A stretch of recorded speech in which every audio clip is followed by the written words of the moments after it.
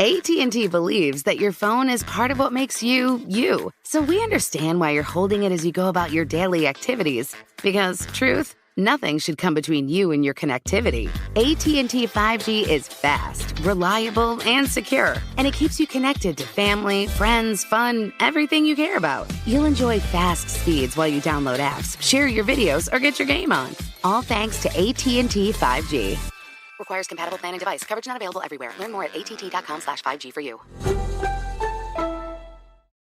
This is Holly Fry from Stuff You Missed in History class. Toyota is a leader when it comes to electrified vehicles. Today, battery EVs make up less than 10% of new vehicles sold because of higher cost and concerns about range and charging. Enter Beyond Zero, Toyota's vision for a carbon-neutral future. With an electrified, diversified lineup of hybrids, plug-in hybrids, and battery EVs, Toyota empowers you to choose how to reduce your own carbon footprint. Learn more and get details at toyota.com/beyondzero. Toyota, let's go places. Why wait to earn the degree you deserve? You have the experience, you have the knowledge. Now is the time to get the credit for the work you've done and earn the recognition you deserve by starting your comeback at Purdue Global. It's time to earn a degree you'll be proud of, a degree that employers will respect. It's never too late. Never too late to come back stronger and move forward in your career. Start your comeback today at purdueglobal.edu, Purdue's online university for working adults. This is the Jabberjaw Podcast Network, sponsored by SoundRing. Visit jabberjawmedia.com for more shows like this one. Today's sponsor is Loot Crate. If you've listened to the show for a while, you realize that Loot Crate is awesome. They believe in independent music, so that's why they continue to advertise. And for less than $20 a month, Loot Crate gives you, the geek, a special treat. Loot Crate is a subscription box service with over $40 worth of geek, gamer, and pop culture gear, collectibles, apparel, comics, delivered straight to you every month. This month, their theme, they're bringing you a fight for the ages. Suit up, choose your allies, and enter the arena for combat. So what does that mean? You know, exclusive items from Blizzard, Fallout 4, Capcom, sponsor-worthy loot from the Hunger Games, and a few more items that will help you emerge victorious. I know that sounds very hyperbolic, but I promise, they have rad stuff. You have until the 19th of this month at 9 p.m. Pacific to subscribe and receive that month's crate. And when the cutoff happens, that's it. It's over. You will not get those items ever again. So go to lootcrate.com/words and enter the code WORDS to save $3 on your new subscription today. Do it up.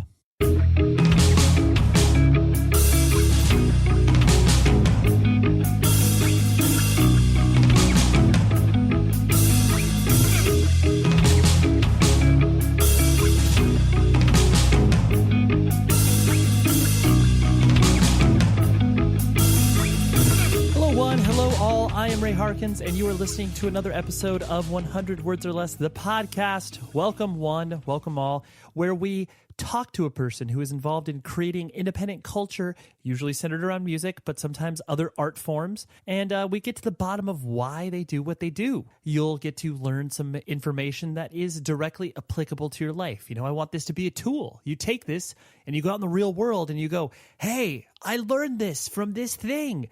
And it is helpful. I was up on a soapbox. You guys didn't see me, but I was literally raising my hand in the air as I was doing that. But the guest this week is Andy Williams. He is the guitarist for a band called Every Time I Die, which is seminal, legendary, whatever you want to call them. They've been around for quite some time, and they're doing the damn thing. They are putting out records. They are continually drawing more and more kids into their weird and wild world of metallic hardcore rock hybrid that they have going on. More on him in a few minutes, because I'll be honest, there's a little confrontation in this podcast. Nothing that's too inflammatory, because as you can probably imagine, I'm not exactly a button presser in regards to like getting in people's faces, but I did put Andy on the spot for something, and you'll hear that in a minute. But I want to talk to you more about this Jabberjaw Media thing. So for those of you that popped into last week's episode, the Mark Brickey episode, which, by the way, incredible reaction to. Across the board, people enjoyed the fact that this was a split 7-inch, as it were. Two podcast hosts getting together, talking things out, sharing different stories that you might not typically hear us share in our own shows. And you should listen to that podcast as well and keep continuing to listen to that show, and vice versa. If you, the 100 Words or Less listener, checks out Adventures in Design, that's incredible. That's exactly what we want this to do. Jabberjaw. We launched it last week, and it's incredibly exciting because a lot of people seem to be very curious about it. It's like, oh wow, what is this thing? Like this is interesting. This is cool.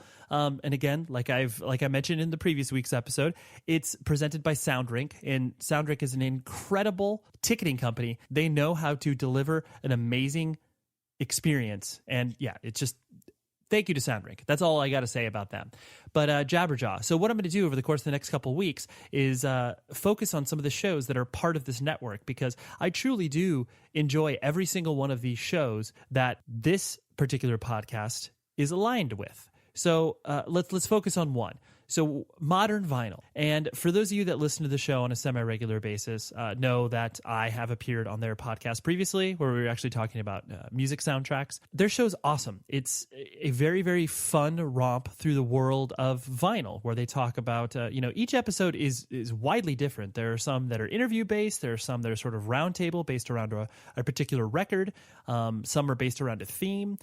And it's a really fun experience because usually, like I said, it's centered around vinyl. They're talking about, I wouldn't say the news of the week, but they're talking about recent releases or upcoming releases. And it's just a very informal atmosphere that creates that, that vibe that you are sitting in the room with some people kind of chopping it up. So Modern Vinyl Podcast. Please check them out. They are part of the Jabberjaw Media Network. And yeah, visit jabberjawmedia.com and you can find out so much more information about all the shows that are a part of this network. And I'm really excited that this thing is now living and breathing and you can benefit from it, because that's all we're trying to do is just compile our resources and get all of these shows out into the world in a larger sense of the term. So there you go. Andy Williams, the guitarist for Every Time I Die. I have a mixed history with the band. I love the band, to be frank, as far as music is concerned. But like I said, there was a little confrontation. So you'll hear it towards the end of the episode. I won't bury the lead and spoil it. Every Time I Die is extremely important. Whether my own personal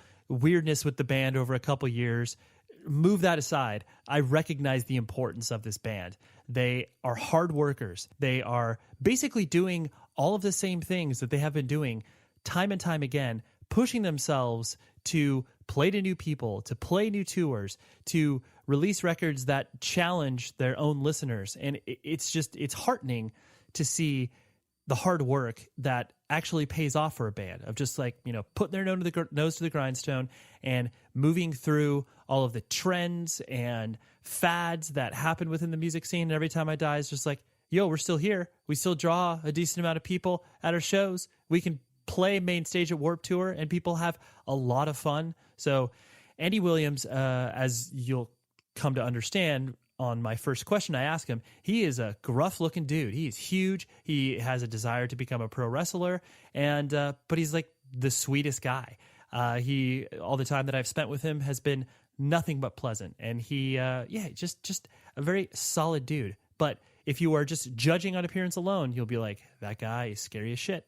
I really appreciate Andy appearing on the show, and I appreciate Andy, kind of letting me put him on the spot. But as you'll hear, it's not that big of a deal. But I don't want to, like I said, bury the lead and tell you about it here. So you'll have to listen to this entire conversation. Ha ha ha! That's good radio talk for you, or something like that. I think that's a strategy, And after the break, come back for this crazy reveal. Here's my conversation with Andy, and I will talk to you after the conversation is over.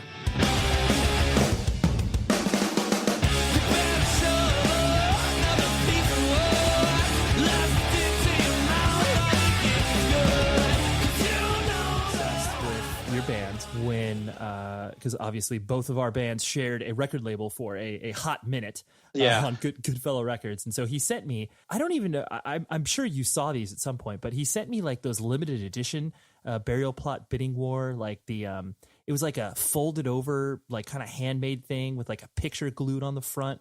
So anyways, he sent me that because I think there was like a pre-release thing you guys did, and I just was like, oh my, what is this? Like, this is stuff that's obviously, modern as far as the metallic hardcore thing is concerned. The way that you guys presented yourself was that you were obviously very serious about your approach to music, and obviously, dark and overtones and whatever. But it was there was a, for lack of a better term, a thread of intelligence that existed within lyrically and just kind of the way you presented yourselves. I presume that was obviously intentional. Because of obviously the work you put into it. But was that just kind of like pure accident that you guys were all able to kind of, put that first thing forward? We were like, we tried to be as methodical about this thing as possible. It's like Jordan and Rapboy had been writing music for almost a year and a half before anything was even released, before there was even a demo. Like, we really wanted to make sure that like everything came across the way we wanted it to come across. We spent the time, which is something I guess like nowadays, like bands really don't do. It's just like, hey, Timmy's got like he's got like Reason. So like we can like program drums and like, we just like track it and like, we'll be a band in like 2 months. We're like, back then it was like 97. We started like writing music and like Keith came on board. And like, as soon as Keith came on board, like you're dealing with like that dude's a genius. So it's like, he came in the band. It's like, oh man, like we kind of thought, I think as a band, like we have to step up our game because this guy's like good, like, like, so I think it was just a conscious effort that everyone just stayed on the same level. And it was like, I know that like for me, even like guitar wise, like I was lacking, but Jordan's like a far better guitar player than I am. And maybe I'm a little more creative in music wise, but like it took me a while to like keep up with him. So it like just took like, I don't know. It was just we were really methodical about what we do. And I guess it kind of still is the same way. Yeah. It's interesting. Cause how old were you when that all started to kind of transpire? Well, I'm older than everyone. So, I think I'm like 4 years older than everyone. So I was about 19, 20 years old. Because I mean, that's still like, even though, that is older, obviously, and you kind of, you have the the teenage angst a little bit behind you, but because usually around that age is difficult to be like, you have an intention, obviously, when you start a band, but it's usually just to rip off other bands beforehand. But like, and to be, like you were saying, so methodical about the approach, I think that's, I don't know, that's kind of, for lack of a better term, mature. Yeah. And well, another thing too is like, like, what is it? Almost 18 years later, we're still like, we never have goals. Like, it never was like, oh yeah, we just wanted to like write music. I thought like the biggest thing we would do is like a weekend with Converge.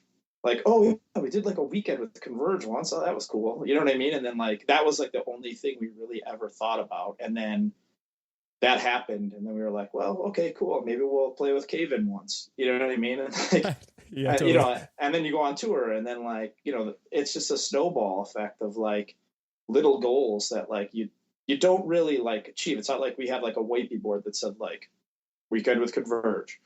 It was just like in our heads, like, oh, that would be cool. You know what I mean?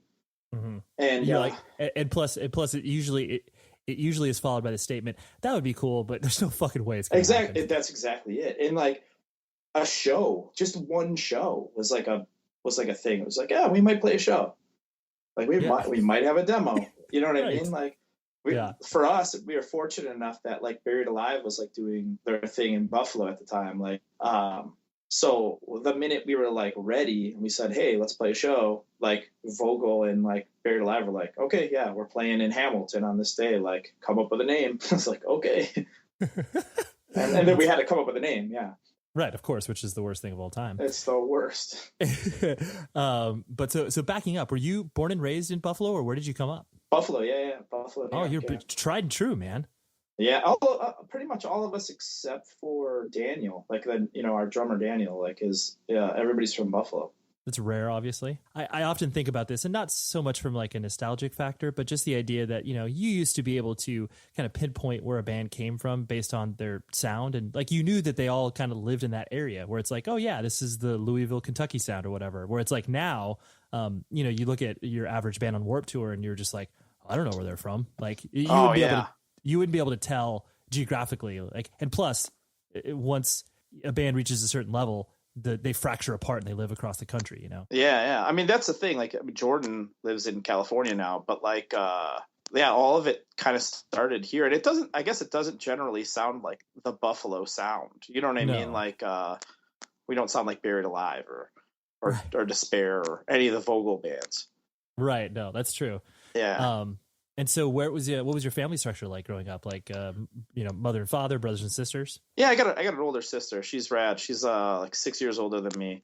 But she's like totally normal. Like, she doesn't know anything about anything. Like, I remember like one time she went to school with like a skateboarder guy, and skateboarder guy like got his head cracked open at like a punk rock show. And I remember like my mom was like, "Oh yeah, we're gonna take Andy. We're gonna drop him off at the scrapyard downtown." And my sister was like, "Don't take him there." And then she like brought the story like, so and so got his head cracked open there, and like my parents were like like my mom and dad like look at my sister like she's totally like white bread. Right. You know what I mean? Like, and then, like it was my family's like, they didn't grow up like racist or anything like that. You know what I mean? Like most, like people that grew up in the 50s, you might get that uncle that's like, you know what I mean? That's like, yep. I didn't have that, like, so like if we came home and said anything like about, gay people or like black people, like, my mom would like yell at us and scream. So they're very like open-minded, even for like that time. Like my mom like was kind of like a goth. Like she liked like Dead Can Dance and like, bands like that. Skinny Puppy. For real. I think at one point in time she had a Skinny Puppy t-shirt. I swear on my life. Right. And my dad loved like the Buzzcocks and stuff like that. So like them coming from like that area and my sister being like a cheerleader and like part of like the like the senior class, like she was like president stuff. Yeah.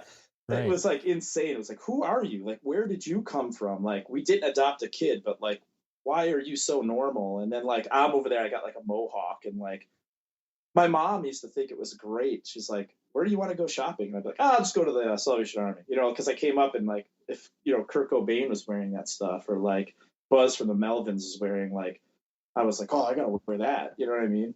It's just really interesting to hear that, because obviously, like you were saying, you were being raised in a very liberal environment, but then like it kind of it makes sense that your older sister would look at what your parents are and are just like, I want nothing of that, because of course you rebel against your parents. She was a teenager. Yeah. I was right. Like I said, she's 6 years older, so.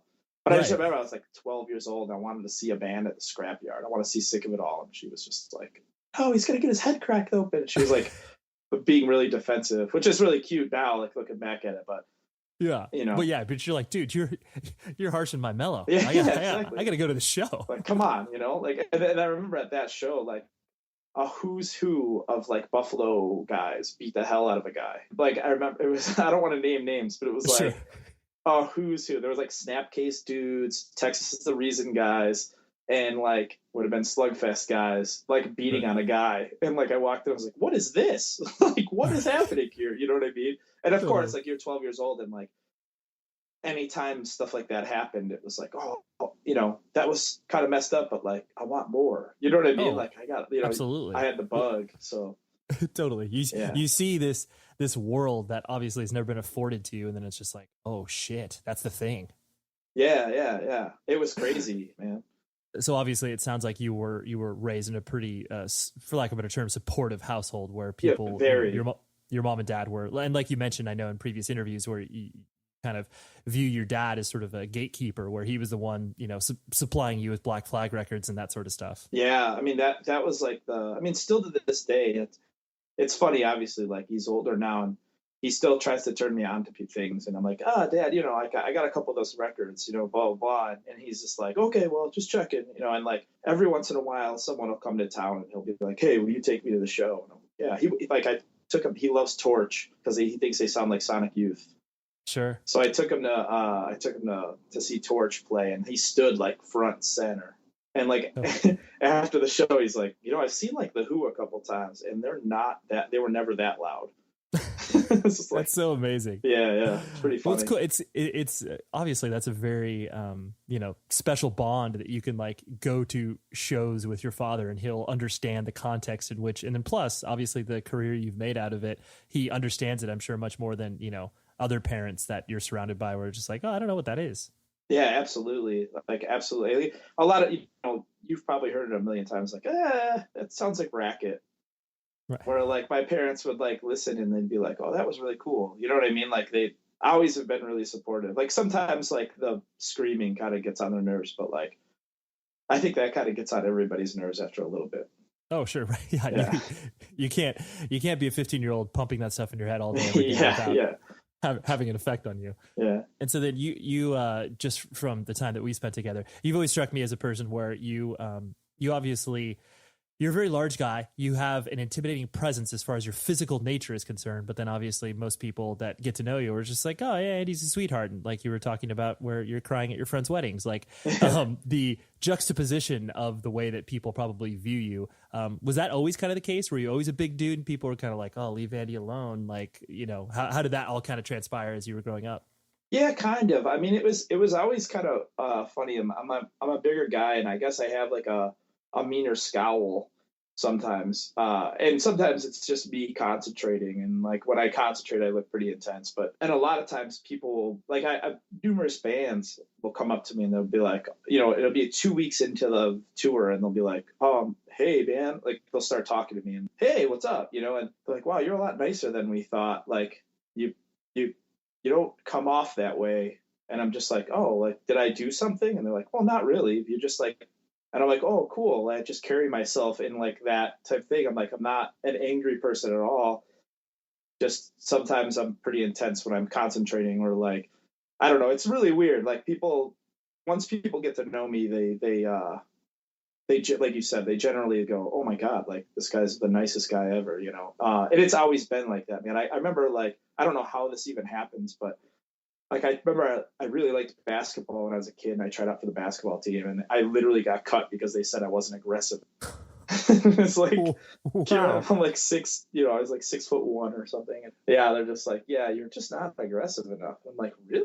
Like, I'm just trying to play basketball, just right. Yeah. They expected you to have more of a, like cutthroat attitude about it. 'Cause they're like, oh, he's tall and he's big. So therefore he must like rip people's heads off. Throw an elbow, you know what I mean? Like, that's it. But then I wrestled. So like I was on the wrestling team, and I think I generally just realized that, like, maybe you were the same way too. I think that everyone that kind of is in our scene, you're kind of a loner.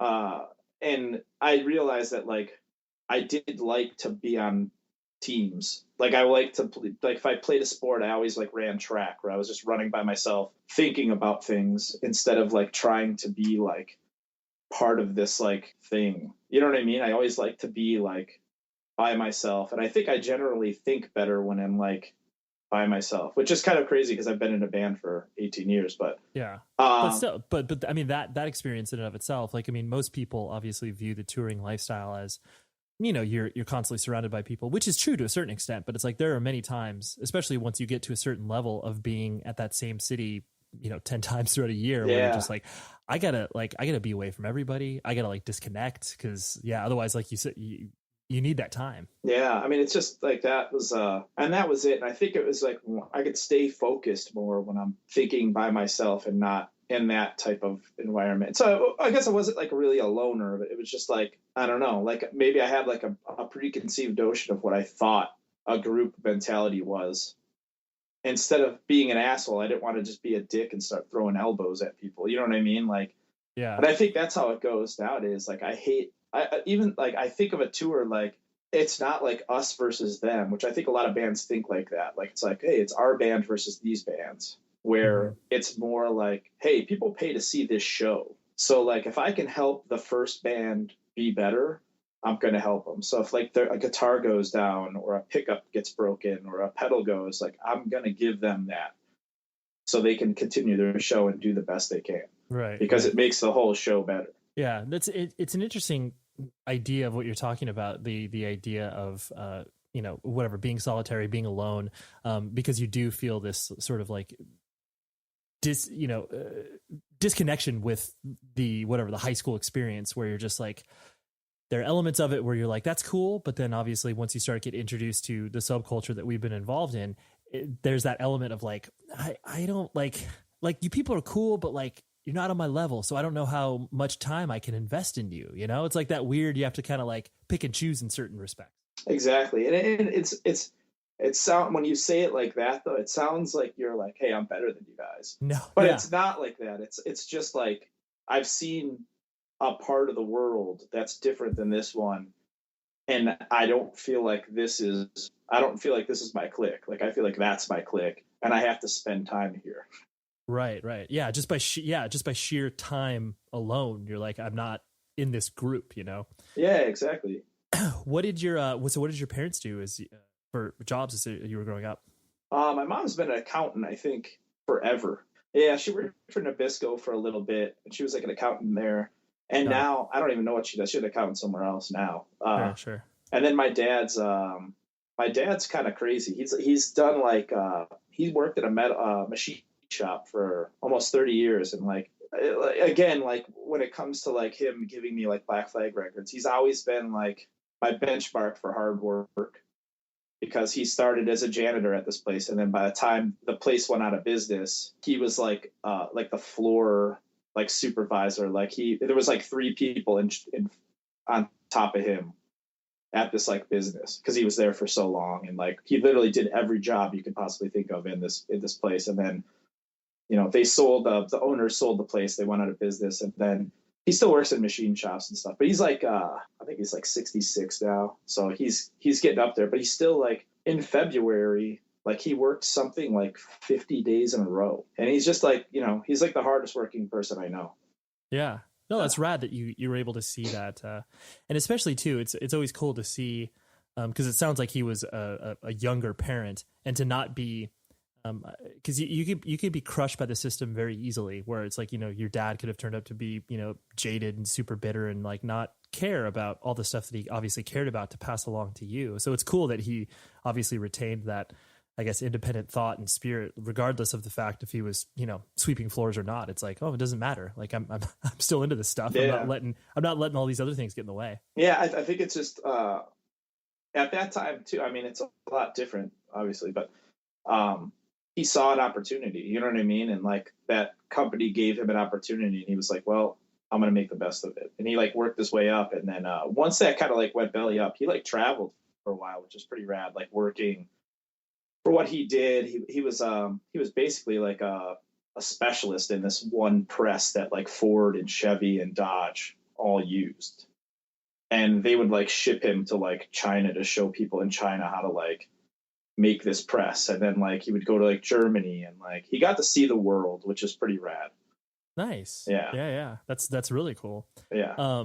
So then as you started to kind of find your identity in high school, and once you, like you mentioned, you were into wrestling, you know, what kind of kid did you find yourself being? Were you always kind of, you know, the sort of weirdo dude into music? Or how did you view yourself?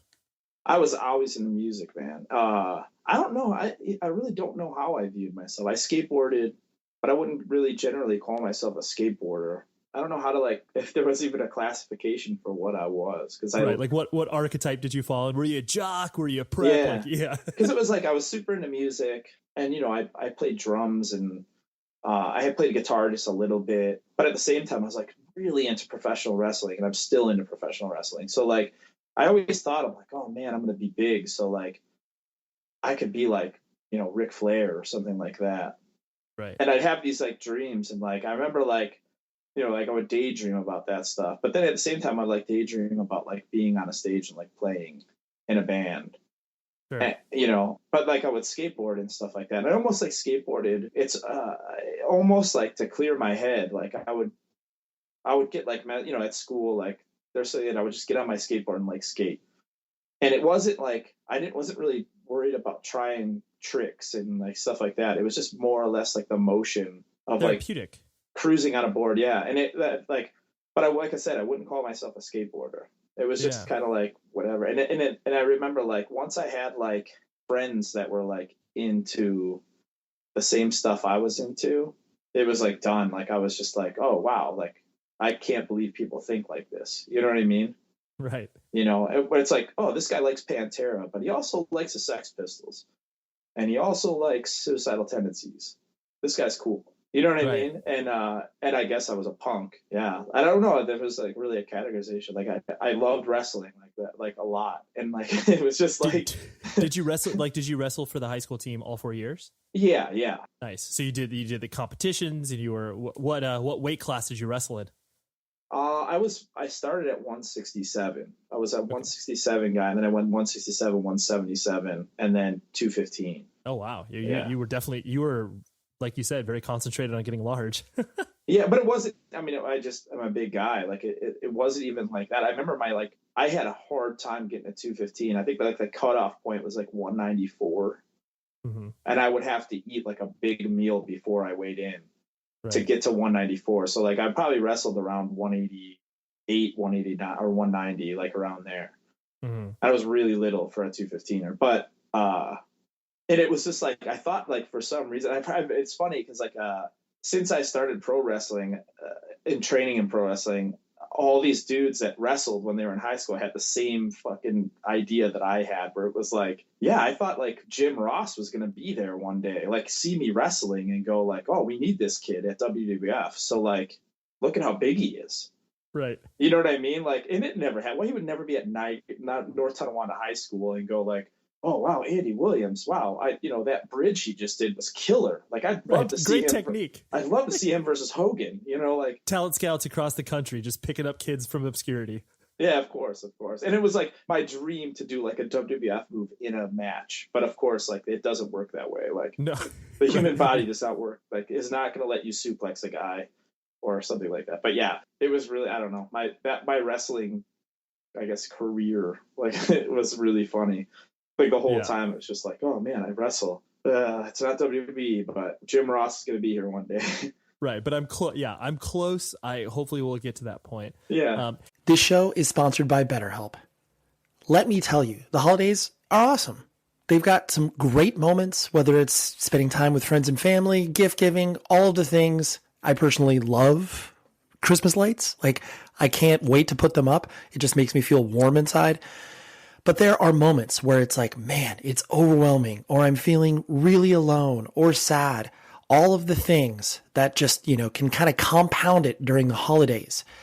That is why you need to take a beat and maybe take that moment for yourself. Give the gift of time to yourself. And that's honestly why I love dipping into therapy. That's why I also love working with BetterHelp, because they make finding a therapist online so dang easy. So if you're thinking of starting therapy, give BetterHelp a try. Like I said, it's entirely online. It's designed to be convenient, flexible, and suited to your schedule. Just fill out a brief questionnaire, and then you get matched with a licensed therapist, and you can switch therapists at any time for any reason at no additional charge. Please, in this season of giving, give to yourself as well with BetterHelp. Visit betterhelp.com/Ray to get 10% off of your first month. That's BetterHelp, HELP.com/Ray for 10% off your first month. Take care of yourself, please.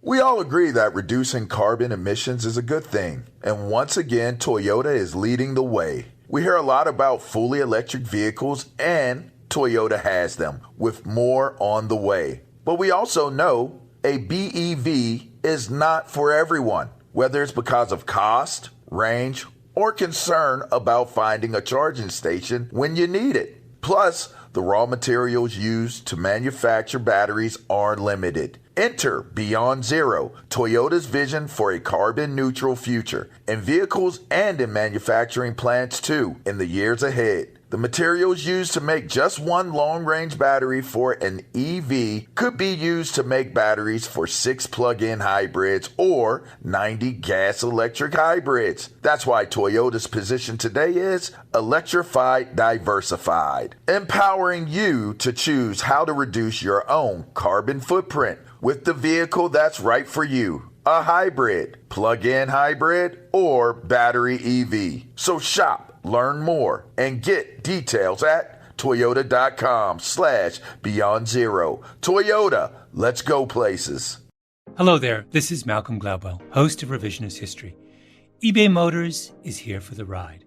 You saw the potential. Through some elbow grease, fresh installs, and a whole lot of love, you transformed 100,000 miles and a body full of rust into a drive entirely its own. Look to your left, look to your right. No one's got a ride like this. There's nothing else that sounds like, feels like, or looks like the set of wheels in your garage. With over 122 million parts for your number one ride or die, you can make sure your ride stays running smoothly, so there's no limit to how far you can take it. Brake kits, turbochargers, engines, exhaust kits, roof racks, LED headlights, bumpers, whatever your baby needs, eBay Motors has it. And with eBay Guaranteed Fit, it's guaranteed to fit your ride the first time, every time, or your money back. Plus, at these prices, you're burning rubber, not cash. Keep your ride or die alive at ebaymotors.com. Eligible items only. Exclusions apply. But it's interesting too, because you're talking about obviously the the daydreaming you were having of because obviously being a wrestler is being an entertainer, same thing as obviously being an entertainer on stage when you're playing guitar.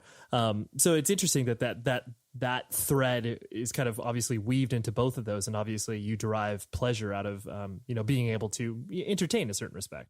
100%, man. Like it's funny. Like once you catch that tiny little bit of a bug, it's almost like you have to create. And it's not even about entertaining. It's just like creating. Like at some point, writing a song is a lot like working a match out, where like you have to have ups and downs. And like I'm starting to realize that now. Obviously, I'm starting my professionally wrestling career at 37 years old. So I'm realizing that that working a match is a lot like writing a song or writing a set list, or like you have to have these like ups and downs, like quiet parts, and like you have to be calm at this part in time. And like entertaining just in general is like, it's such a high. Yeah. Regardless of what you're doing, even with this podcast, I mean, you realize that like, if you're not directly doing music or writing music, when you're doing a podcast or doing an interview or something like that, like it's still a form of entertainment. The thing that I've noticed is obviously you are attempting to create a vibe, create a flow to make sure that the results you're trying to achieve are exactly what you're talking about. Where it's exactly. Ultimately, it will be this sort of mini opera in a way. What's the Pixies documentary? It's called. I'm blanking. I can't remember the name of it, but people will know. We have the internet. It's called like Quiet and Loud or something like that. Yeah. And like they explain like the title, and it's like that's like the best thing. Like if they had to like describe their band, I mean that's like the one band that has ups and downs. Like you listen to a Pixies record, and it's like there's quiet songs and there's loud songs, there's fast songs, and then there's like parts that are quiet and then they get loud. And like I think obviously they're one of the most entertaining bands. But for all intent and purposes, was Every Time I Die like your first band? Or had you done, horrible versions of that before that? I wouldn't say horrible. Yeah. Yeah, I'm sorry. I'm casting that shadow on you. Usually, I just assume that most people's first bands, they look back and kind of like, oh, that wasn't very good. But anyway, like Jordan was in like this like posse youth crew band called X Pride X. Oh, I did not know that. That's amazing. Yeah. And then I was in this like kind of like political kind of thrashy band called Sirhan, named after Sirhan. Sirhan, yeah. Sure, right. Yeah, of course. And it was kind of like my first venture in guitars. And then like I was in like I played drums, but I didn't play in any bands. But like I guess at my first attempt at an actual band playing shows was that band. And got it. It was just like, hey, this is kind of cool. And like it, whatever. It just was like, I don't even know how to describe it. Your typical like crusty punk band. Yeah. Sure. If there were attendees at the show, they may or may not have had butt flaps on there. Yeah, kind of, I guess. Well, Buffalo really never had that. That's true. That's definitely more of a West Coast thing. That's for sure. Yeah. If we played Toronto, there probably would be. Good point. But at that time it was like, this is like 95, 96. So like, and we're in like Earth Crisis area. Yep. So like a lot of people were like had blonde hair and tight necklaces, and just they were swimming in. I was about to say tight on the top, but that everyone didn't usually adhere to that. But yeah, you were swimming in fabric. I love the concept of just like, I mean, looking back at the shirts that I own, where I'm just like, man, that'd be great if I like remotely bought the size. But then I was like, well, there wasn't options. Like the smallest size was a large. Yeah. When you're buying from bands at shows, and it was like, I mean, you could buy like a, you know, youth medium, which was for the girls, but clearly no male was going to fit into that. It's so funny too, because like I remember rocking. I was like I was tall and skinny, and like I remember like rocking like a 2X shirt, and I was like swimming in it. Totally. And now I rock a 2X shirt, and I'm like, it's like normal. Right. You feel it. It sucks. Because I got those shirts. Like you know what I mean? Like it got to a point where like, okay, this isn't cool anymore, so I'm gonna get rid of this stuff. And like I've never been a guy to hang on to stuff. Like nothing. You know, I remember I had like one of the coolest shirts I ever had. I had like a slap shot back on the map shirt, like long sleeve. And I ended up giving it to Brendan from Reach a Sky because I was like, yo, you love this band and like you'll wear it more than I would. Sure. And like in hindsight, like that shirt probably would be like a $200 shirt if I sold it on like eBay or something. Totally. Like but he still wears it. You know what I mean? That's perfect. Cool. That's how obviously the old shirt lineage should be, where they get donated to friends, and then hopefully those people will that shirt will live on for years. Yeah, exactly. And so then obviously, so it sounded like you were obviously graduated from high school, and that's kind of when Every Time I Die started. Were you going to college at the time? Yeah, I kind of dabbled in high school or college a little bit, but it wasn't like, I don't know. Like I went to college for the wrong reasons. Like I went to college, like I wanted to go for culinary. Like I really like cooking. So like I went for culinary, and I was like running track at the time. Okay. In college, and it was like, everything just kind of fell apart. I was going to wrestling school at the time too. So I was like trying to do like 3 different things, like trying to be a pro wrestler, trying to be a chef. And then I was on the track team because I was like an R8 track guy. And like my sister went to this school, and like she ran track. She knew the coach and was like, hey, go there and run track. Like, all right. So I kind of like listened to my older sister, and I don't know. It just like learning never was for me. Like it was just not for me. I went for a year, and then I was like, this is stupid. And then the whole time I was like trying to tour with bands. Like I toured with Buried Alive a lot. Were you doing merch for them? Once I went on tour, that was it. Like it was just that the bug was like in me, and it just wasn't. Nothing was going to stop, you know. And still, I hate being home. Like now, yes. I hate it. So like, yeah. It's funny because obviously the notion is that not even so much that like once you've been in a band a certain time, like you start to hate tour, but you feel you know, the somewhat monotony where it's like I joked earlier where you're in the same town 10 times throughout a year, but you obviously still just love the experience. Everything. I love packing. I love getting in the van. I love getting on a plane. The plane thing's starting to get tiring, but like I just love this is so shy because we've done pretty well for ourselves, like pretty like with Every Time I Die. So like in the beginning, as you know, of any band, there's no money, and like you're eating whatever, you know what I mean? Like you're sustainable. What you're trying to put in your body is like not what you're normally supposed to put in your body.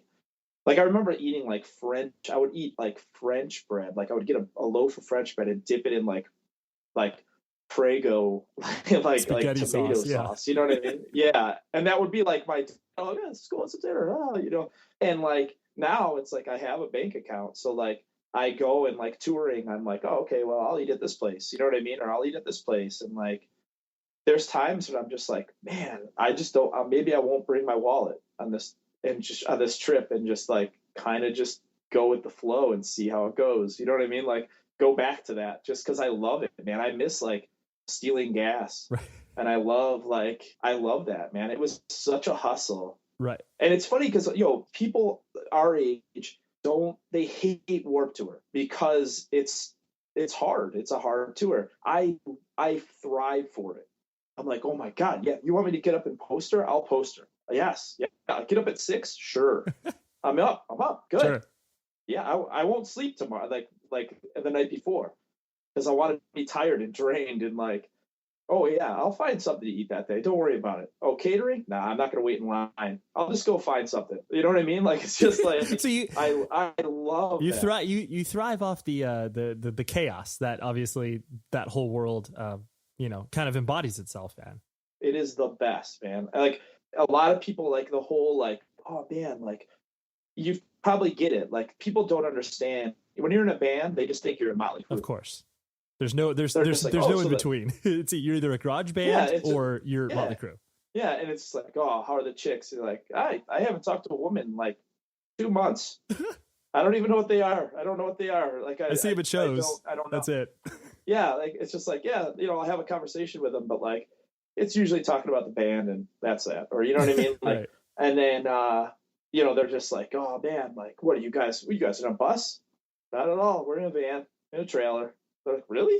Like, yeah, it stinks in there. It's really bad, but I love it. Like, it's just, yeah, like I love it. This podcast today is brought to you by Zevia. Now you're probably like, what is Zevia? Tell me what this is. Well, that's what I'm here to do. So please don't interrupt. It is a soda, but it is so much more than just a soda because it has 0 calories, no sugar, no artificial sweeteners, no caramel color. All Zevia sodas are clear in color. There's 15 flavors.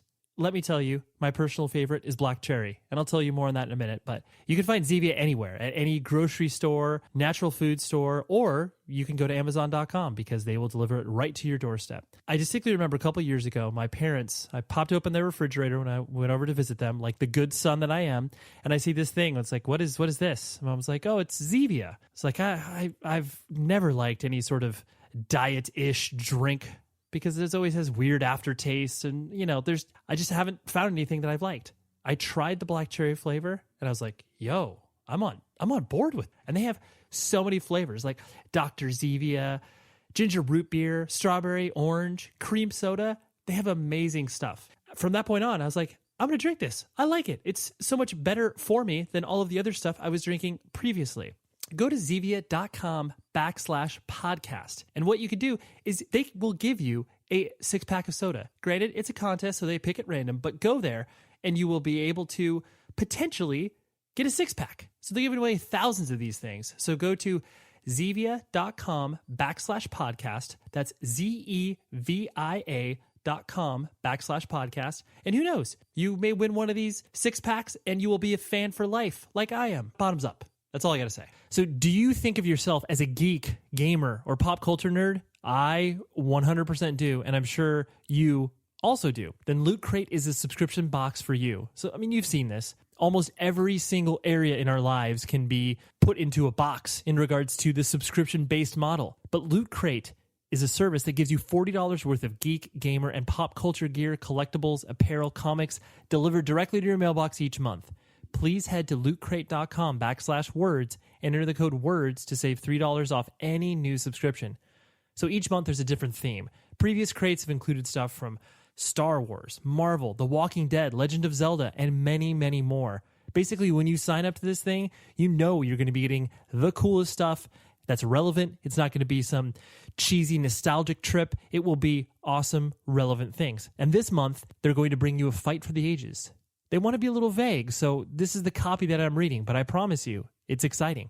Suit up, choose your allies, and enter the arena for combat. They're ready to stand their ground this month with exclusive items from Blizzard. The people that make World of Warcraft. No big deal, right?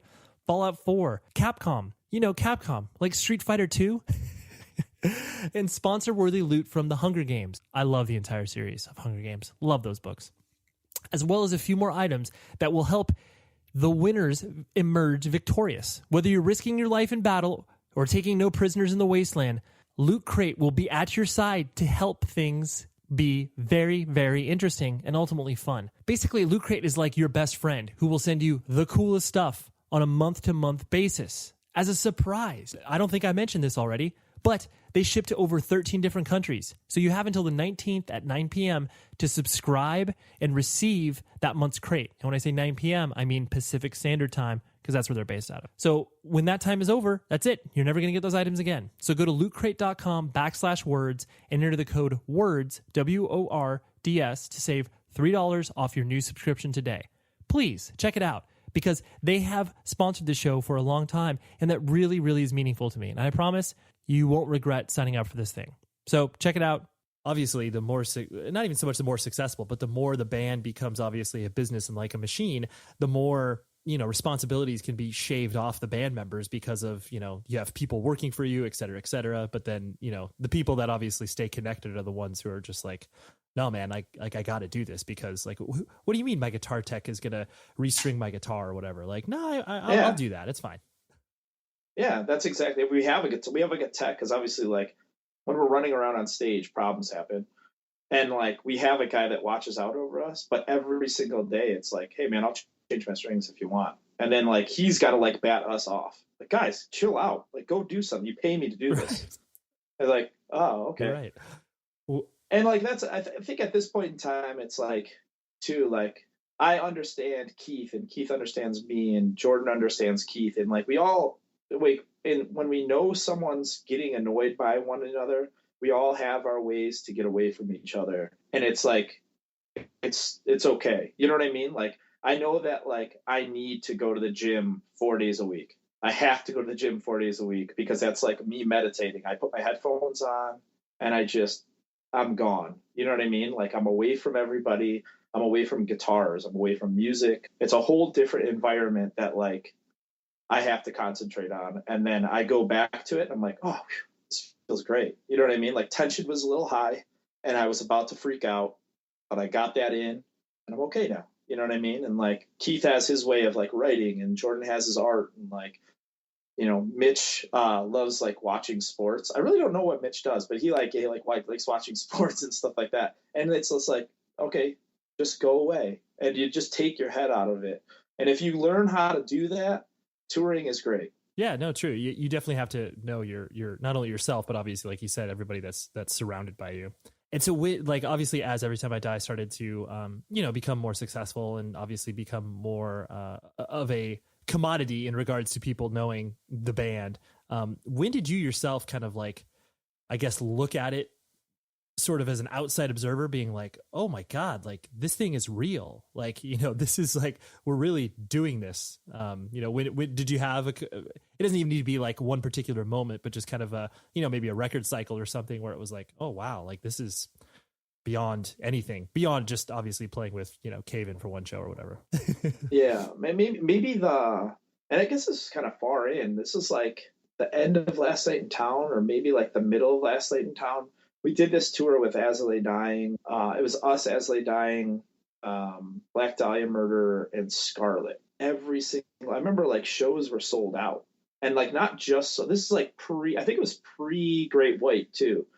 So like shows weren't just sold out. It was like they were sold out. Like they were like, you couldn't put more people in venues. And you just like, it's insane. And I don't even think, like, I'd love to talk to As I Lay Dying dudes about this because you just knew you were a part of something special. Like it was insane. Like it was like, I remember like we played like Dallas and like 900 people came to the show. And it was a place where like it held like 700 and they just put 900 people in this venue. And like people were like falling off this balcony into the crowd, but it was like so packed that like it didn't matter. Mm-hmm. Like nobody was getting injured.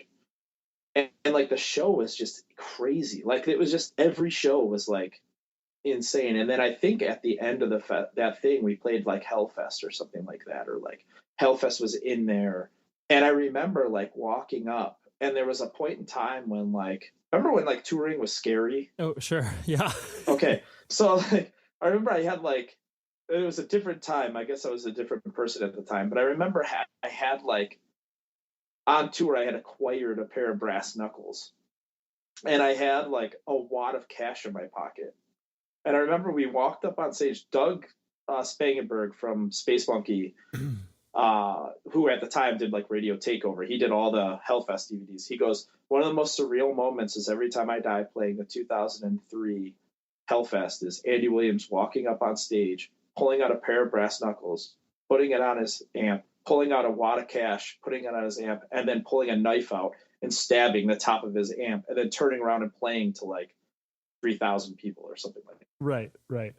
You know what I mean? Like that was it. And I remember like when Doug like put that into perspective, it was like just insane. Like that tour was crazy. And I think that was like the time when I was like, oh shit, like we're like a real band. Like this is insane. Like we're making money and like the wheels are turning on its own. Like it's not us working as hard as we have to like make it happen. It's just happening. Right. And it was insane. And it's like crazy. People are going to listen to this and be like, oh, what a dickhead. But like, it was just one, it was just a different time. Like you didn't know if someone's going to rip you off or like, it was dangerous. Like that, you know, you'd play like a place and like, you didn't know who the promoter was. And like, you didn't know what the area was like, and you didn't know what it was. So it's like that sense of like, oh man, I might get robbed tonight was still there. Mm-hmm. Yeah. And nowadays, I mean, it's still there. You play some places, but like you've been there so many times, it's like, oh, don't go that way. You know what I mean? Totally.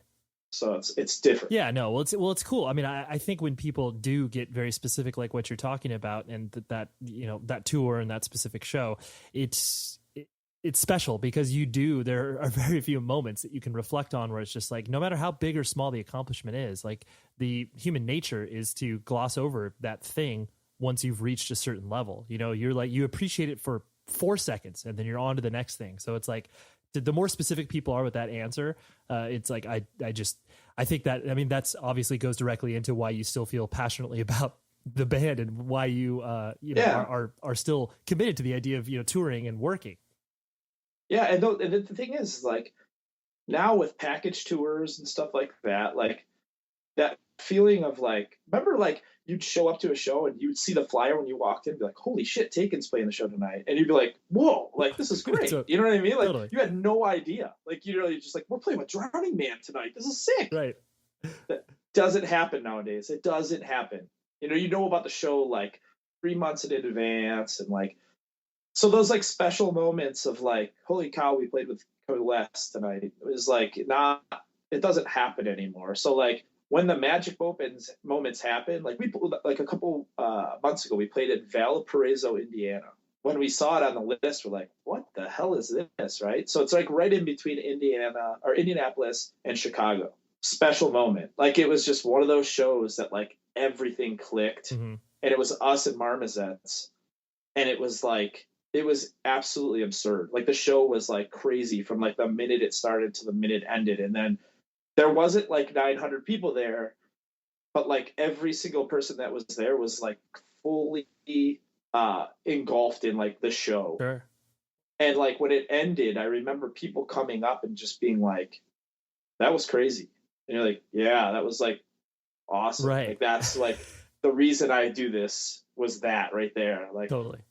We all agree that reducing carbon emissions is a good thing, and once again, Toyota is leading the way. We hear a lot about fully electric vehicles, and Toyota has them, with more on the way, but we also know a BEV is not for everyone. Whether it's because of cost, range, or concerns about finding a charging station when you need it, plus the raw materials used to manufacture batteries are limited. Enter Beyond Zero, Toyota's vision for a carbon-neutral future, in vehicles and manufacturing plants too, in the years ahead. The materials used to make just one long-range battery for an EV could be used to make batteries for 6 plug-in hybrids or 90 gas electric hybrids. That's why Toyota's position today is electrified, diversified, empowering you to choose how to reduce your own carbon footprint with the vehicle that's right for you, a hybrid, plug-in hybrid, or battery EV. So shop, learn more, and get details at toyota.com/beyond zero. Toyota.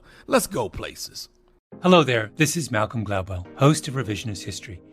eBay Motors is here for the ride.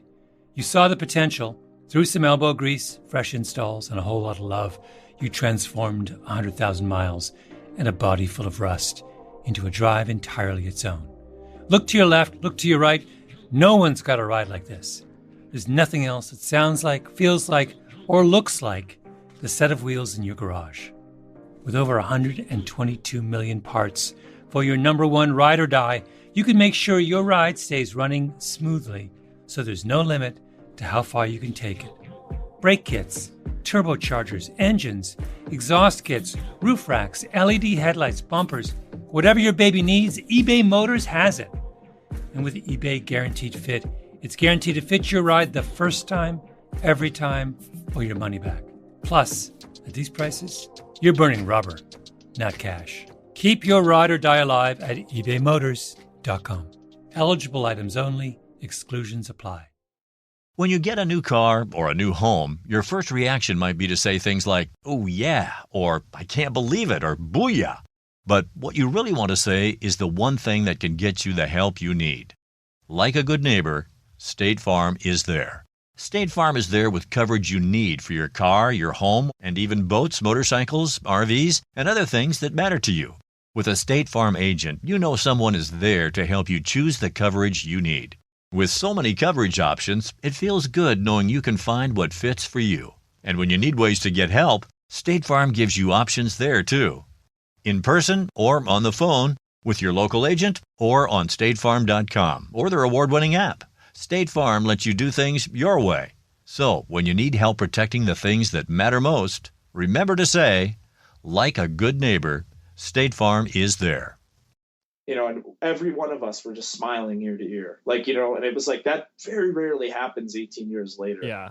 Well, it's usually you do find it at those, off the beaten path. It's like those suburb tours that all of our bands did were so awesome because you were rolling up to these places that were just like, they're not on anybody's radar or map, but the 200 kids in that scene are going to make that show amazing because they want more shows to come through there. And so, there's that level of investment in Valparaiso, Indiana to be like, dude, when's Every Time I Die going to play at our town again? Probably never. Let's make this a thing. I want to play there every show. That's so amazing. Yeah. And obviously, I think a lot of this is sort of forgotten in history, or maybe it still does get brought up to you guys occasionally, where it's like, obviously the party vibe clearly still exists with the band, and obviously how you guys present yourselves. Like no one would look at Every Time I Die and be like, oh, those guys aren't very fun.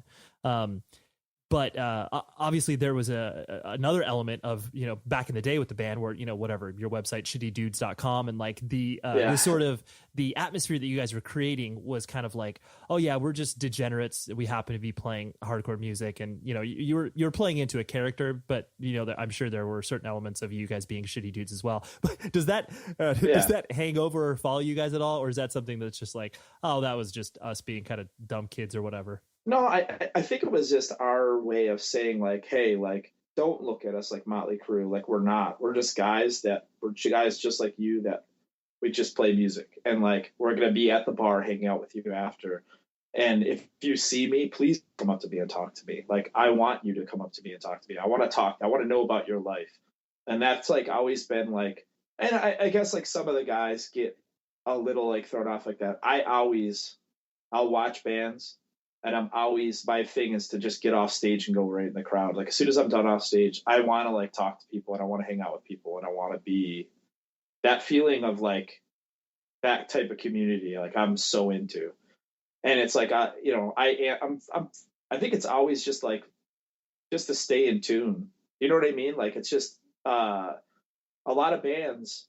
And I think maybe that was a thing too. We toured with some bands at that point in time where like, they would say the dumb, like there'd be like 50 people outside waiting for them to talk to them. And then like, they would be like, oh, I can't go out there. I can't go out there. It's like, what do you mean you can't go out there? Like, I just saw you talk about having diarrhea earlier. Like, you're not this like God, like go out there and just talk to these people. At one point in time, you were that guy, you know what I mean? Like someone in your life, you were like, oh man, that guy's right there. You know what I mean? Like, this is so cool, Mm-hmm. And you're like denying that. Like, who are you to do that? Like, who are you to deny that kid that? Like, you're nobody. You know what I mean? Like, it's just that it's so preposterous to me when someone can't take 5 minutes to just go up and be like, hey, you know what I mean? Like, how are you? Yeah. That's like, it blows my mind, man. And sometimes I get it. Like, if you're like, I can't imagine like, well, I can't even use Dave Grohl because he's so cool. So like, yeah. You know what I mean? Like, if it becomes like a safety like issue where it's just like, there are people that are like, that you understand that, right? It's different, but like, like a kid wants you to sign something or something like that. Are you kidding? You can't, is your wrist broken? Like, did something happen during the show where like your wrist broke? Oh no. Okay. Then get the fuck outside. Right. Like, quit crying. You know what I mean? Like, if it wasn't for that kid, you'd still be in North Tonawanda pretending to be a wrestler. Well, I think that's because obviously a lot of people look at the ascension of independent music, of all facets, but more particularly like punk and hardcore. Once bands started to be able to, make a reasonable living in the early 2000s from it. I still just cite that fact, exactly that mentality that you're talking about, where it's like, yeah, these bands may be successful, but it doesn't mean that they are any different as human beings, where it's like, you're a prime example of a person who's just like, well, yeah, it's like, whatever, I'm having to say hi to more people, but like, that doesn't fucking matter. Like, I'll still do that, that is the difference between independent music and then obviously people who want to shield themselves and become, larger than themselves and, stroke their ego or whatever gratification they get out of it. It's like, that's the difference there. And the thing that my biggest thing is, like, you have to remember that the Stones, like the Rolling Stones and AC/DC, that's an anomaly. That doesn't happen. Bands don't exist that long anymore. Do you know what I mean? Like, totally. There's never going to be a Metallica again. There's never going to be a U2. It's just never going to happen. Like, it's just not, like, music just isn't like that anymore. Yep. And like, for you to think that your band, who probably has a shelf life of like 7-8 years, is going to, at some point in time, you're going to be back at that point. You know what I mean? You're going to be back working. Money doesn't last forever. And like, you might have it now, but in like 10 years, you're not going to be like living off like ferret money or like epitaph money. Right. You know what I mean? Like, it doesn't work like that. So like, I guess like, just stay humble. So like, when the band does break up, you just remain, it doesn't crash on you and be like, oh my God, nobody gives a shit anymore. Yeah. You know what I mean? Like, yeah, it's because it's going to happen. And that's you gotta have, right. You gotta have perspective on it. Sometimes it's a difficult thing to be afforded when you're young, but hopefully you'll have older people be able to tell you like, hey, chill out. Like, you don't need 7 buses on this tour, dude. Of course, man. And that's the thing. Like, that's the thing that blows my mind, man. Like, how bands, like, we do it so simple, but there's bands that are the same size as us that do it. They overextend themselves so much. And then when you, like, at the end of a tour, you got paid the same amount they did. And you see those guys complaining about, like, man, I don't know how I'm going to make this payment or something. And they're just like, well, I know how. Like, get rid of that guy and that guy and that guy. Like, you have 4 guys doing the same job and you're paying them, and then they like, oh, but, they're my friend. And it's like, I get that, but you have a kid. Right. Like, you know what I mean? Totally. Where does that, like, you should step up and say, like, hey, let's chill out, man. Like, we should chill out on that. And like, now, I'm now in that position of like, Jordan has a kid and Keith has a kid on the way. So like, I'm willing to like scale back on something because I know that they have children. You know what I mean? Like, and I don't have a kid, but like, they're essentially at this point in time, they're my brothers. So like, I have to look out for them too. You know what I mean? Totally.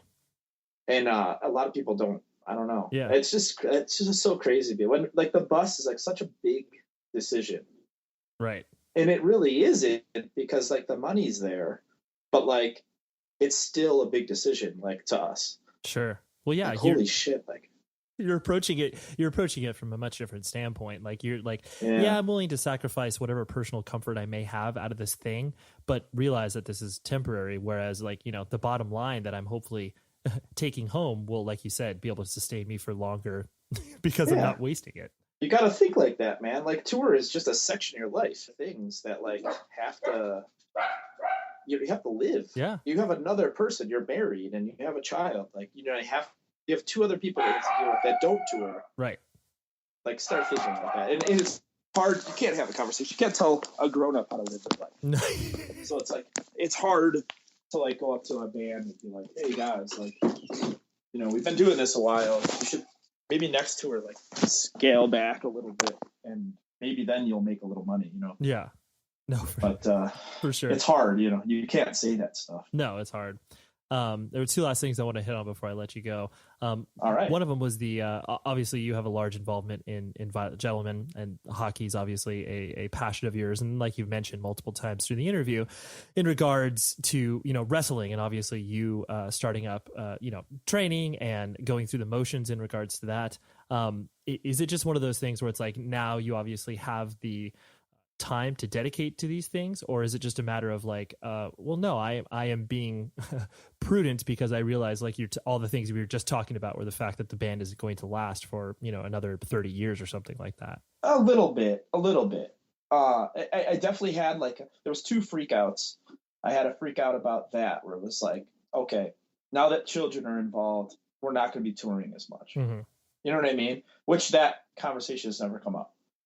But in your head, you have to think at some point in time, like, these dudes are going to want to be dads. And that makes sense completely. So it was like, and it's not even a financial thing. It's more of like an entertaining thing. Like we said, like, well, I have to keep going. Do I really want to start a band again? Like, or restart a band? Like, yeah, music will be there and I can start a side project band anytime I want. Maybe I should try some sort of other entertainment. And then I was like, you went to pro wrestling school when you were 19, you blew your knee out, and then you started a band. You know what I mean? That worked out. Right. So now it's like you're 37 years old. You may not be in the best shape of your life. Like, you've lived in a van for the last 18 years. Things hurt. Your knee still isn't fixed. But you have braces that make it feel like you're like 19 again. So let's go back to school and then go there. And then realize that you perpetually have hangover all the time. Right. Like all of the time. My neck hurts consistently all the time. Sure. But it's not bad. I'm just like, okay, whatever. And it was just, I think it's more like that entertainment bug where it's like, I'm entertaining. You still have to be creative in a whole other way. Like I said, you have to shape things a different way. And then I started realizing, like, the more I know these guys, the more closer it is to what we do. And like, you can like talk to a guy, like if you ever interviewed like CM Punk mm-hmm. and you wanted to talk to him about touring, you'd start realizing that in the middle of the conversation, you'd go, am I talking to a band guy or am I talking to like a wrestler? Totally. Because they have the same, they've been to the same places. They've probably been to the same venues. They eat at the same places. They tour the same ways. It's insane the like how close both worlds are. Yeah, dude. This honestly, I've noticed the parallels between independent wrestling, obviously, like you're talking about band life, and then stand-up comedians. Like all of those sort of those transient lifestyles are like exactly the same. Exactly the same.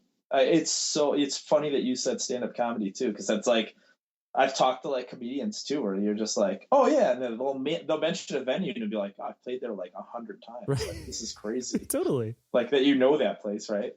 And it's just, yeah, it's crazy. They know the same people. Like, it's almost like the promoters like promote all three things, and then you're like, wow, you know that guy, right? Like, I didn't know he was even in wrestling. And then the next time you go through, you're like, yo, you're into wrestling, and they're like, yeah. And then like, there's a secret thing then. Like, you have like something else in common with this person that you've met 1,000 times and you've played shows for. They've cooked you food and like, I never knew you were a wrestling fan. Like, yeah. Sure. And then you're like, hey, did you see PWG Bola 2015? They're like, yeah. And then it's just like, then you're talking about a match and then you're like, hey, I see that you had Cole S here like a week ago. How was it? Oh, it was great. And then they're talking about Sean Ingram and, like, it's the most wild thing, man. Like, that's why I love touring so much, man. Like, I can go anywhere in the world and I know people. Yep. No, totally. It's insane. It's so funny. Like that really registers in my head too. And mostly just because it's like my mother always laughs because she's like, anytime we go on vacation or do anything, like we just run across a person that you randomly know. And it's like, yeah, it's weird because obviously people in the normal world don't experience that. Like, never, where it's like you and I could be dropped off pretty much in every major city across the world and be like, oh yeah, I could probably I can find this person. Like I could probably stay with them tonight. Yeah. And most people will be like, what the fuck? Yeah. That's like the wild thing. Like, and it's like when someone knows you're in a band, but doesn't really know anything about the band and you're out and you see one of these friends And then they like, oh, hey, what's up? Hey, you know, you're hugging, and then they like walk away. And then like the person you're with that kind of knows you're in a band is like, how did that happen? And you're just like, oh, well, you know, like, fuck, I've toured with that guy like 10 times, blah, blah. Like, you really know him? Yeah. Why didn't you call him? Well, I hung out with him last week. Yeah, like, it's just fine. Like, you were here last week. Yeah, I was here last week. Yeah. They're like, what? How does that? Oh, yeah. I guess that's not normal. Yeah. The last thing I want to hit on, which Andy, I have a bone to pick with you. This is something. Oh, no. It's okay. This is. I mean, the reason I bring this up because I think it's more comical the fact that this still lingers large in my memory. But I'm so scared. No, this is not an ambush. Because I knew I could do this with you, and we could obviously talk through this in a similar fashion to I had Brandon Schappetti from Bleeding Through, who I know you know as well, on the show a while ago. Because for whatever reason, there was some weird tension between Brandon and I for a couple of years, and so we were able to talk it through. Okay. But this is a one-sided tension. Anyways, here we were, obviously, actually replacing Bleeding Through on that tour we did with you guys back in 2000 or something like that. We obviously we got along, everything was great. We played basically almost at the same time at Hellfest. And like our slots, I think, overlapped one another. I think we got like, I don't know, 10 or 15 minutes by ourselves, and then you guys played. So it was one of those things where I was like, all right, like I'm going to talk to you guys and be like, you know, just like, hopefully you guys can stick to the schedule, because I know the moment that you guys start to play, no one's going to give a fuck about taking on the side stage. Yeah. And so I'm sweating. It's okay. No, basically, so I got up on stage and was like, hey, we're taking, and then you guys start on the main stage, and I was like, fuck, you guys started.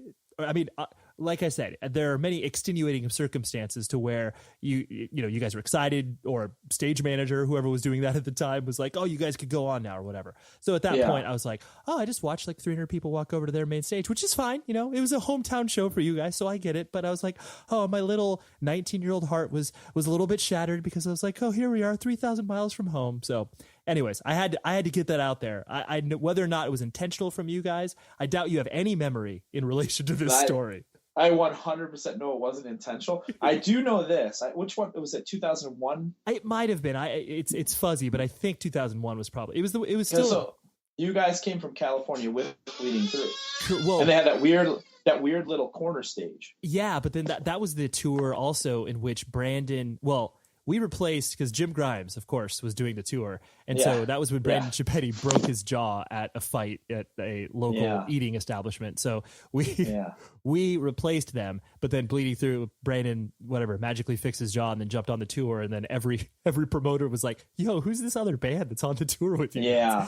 So anyways, but yes, we toured out there. So yeah, it was the main stage was one big stage, and there was two stages like backing it up. And that's the stage that we were on. The only thing I remember about that is that was the day that I like dyed my hair black and had a pencil thin black mustache. And I, for some reason, bought a Jackson Dinky guitar with like a locking tuner on it. Okay. And it just kept going out of tune. Like I couldn't get it, and I sold it like the day I got home. But man, I don't remember any of that. That sucks so bad. I feel so bad. It's like I said, this isn't something I've, maybe 10 years ago I would have been like, yeah, I don't know about those Every Time I Die guys. But I haven't carried it with me to the point of where it was like affecting, and mostly because you, have always been very gracious to me. But it was one of those things where I was just like, those guys have waited 10 more goddamn minutes where we could have. Yeah. I remember that. I remember that venue though. Do you remember? Did you watch Hatebreed that weekend? Yeah. There was like wind. I remember like the wind from Circle Pit. Totally, dude. From that too. It's like a fan was on in there. From that one. I just like there is something that's so inherently special about all like whatever Crazy Fest, Furnace Fest, or Hellfest, like all of those fests where it's like you really felt like when you were watching a band kind of come into their own and play that fest, whatever one of those you watched them at, it was really like transcendent, like where you're just like, holy shit, like this band is huge or whatever. It's like it was such a weird event to feel like I definitely remember Poison the Well and like Hellfest 1999 where it was like watching them, it was like, oh my god, like this is a real thing. There are people losing their shit over this.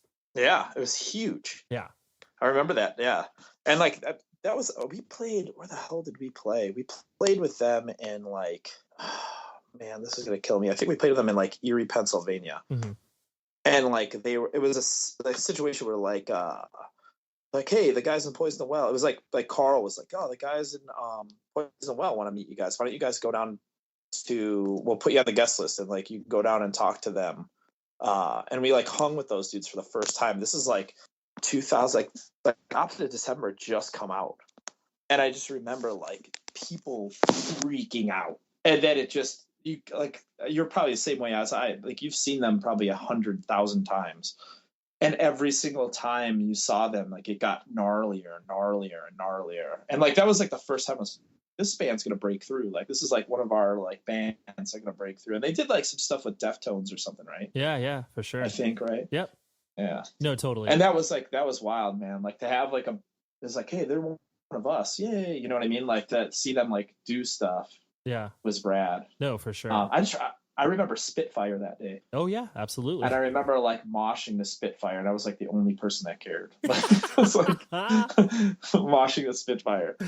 I know. There's definitely. I wish there was a huge like really intelligent journalist tackling these Hellfests and like just really doing a deep dive into each band that played and like the impact that they had on either that day or it was like because I remember I think it was '99.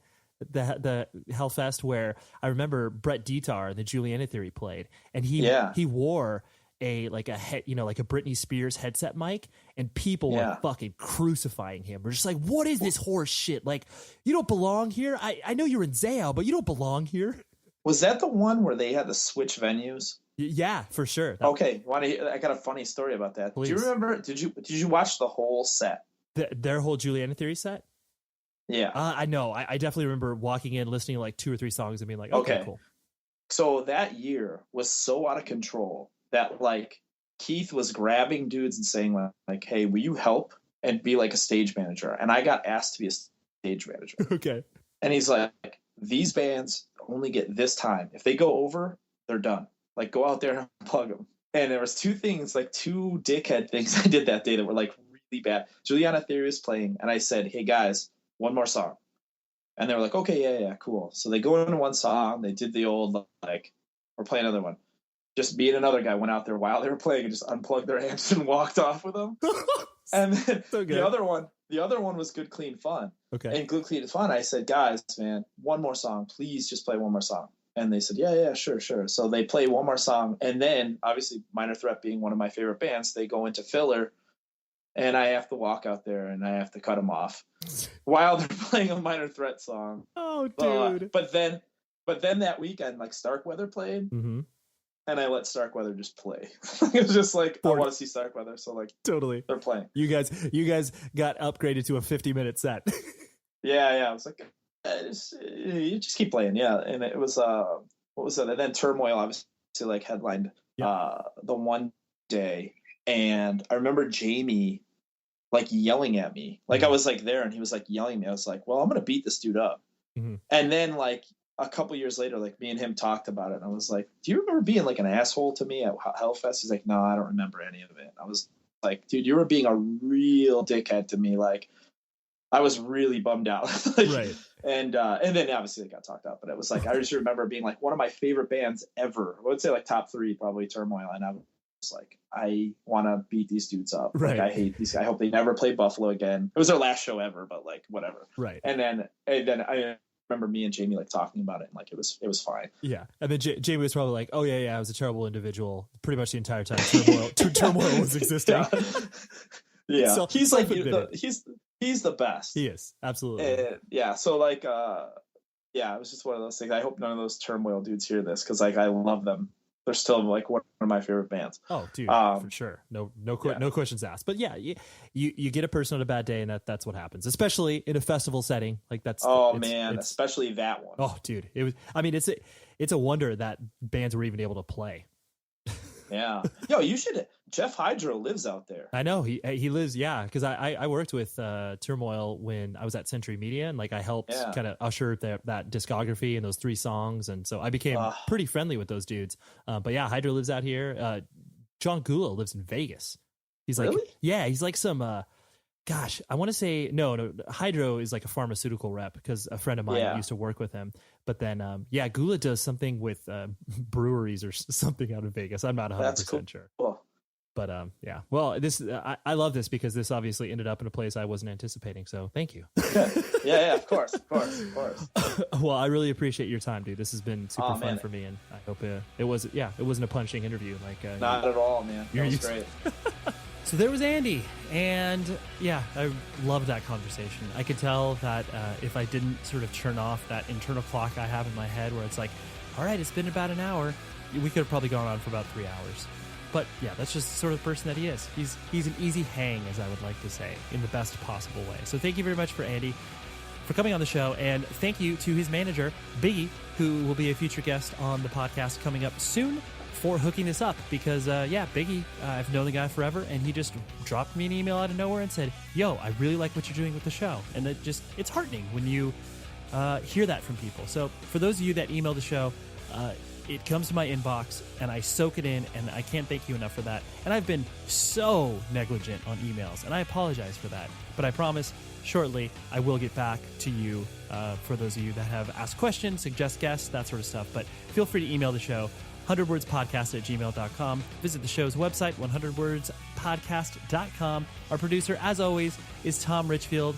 And check out his band, Hindsights, because they're like doing it. They're playing shows, releasing music videos. So Hindsights. Just Google Hindsights UK band. It'll pop up, and you'll listen to the tunes. You'll be like, hey, this kind of sounds like Taking Back Sunday, or maybe a little Jimmy Eat World. So just do that for him and me. Until next week, please be safe, everybody.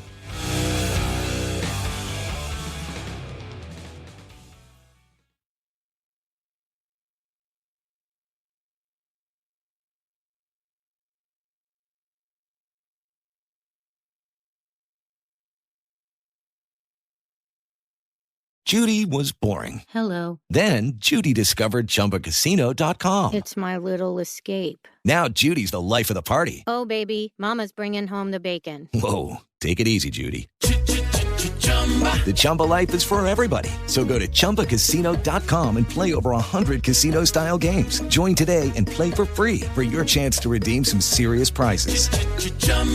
ChumbaCasino.com. No purchase necessary. Void where prohibited by law. 18+ terms and conditions apply. See website for details. Have you heard about Vyvgart? Efgart Tigamod Alpha FCAB? Ask your neurologist if Vyvgart could be right for you. And learn more at Vyvgart.com/learn. That's VYVGART.com/learn. Brought to you by argenx.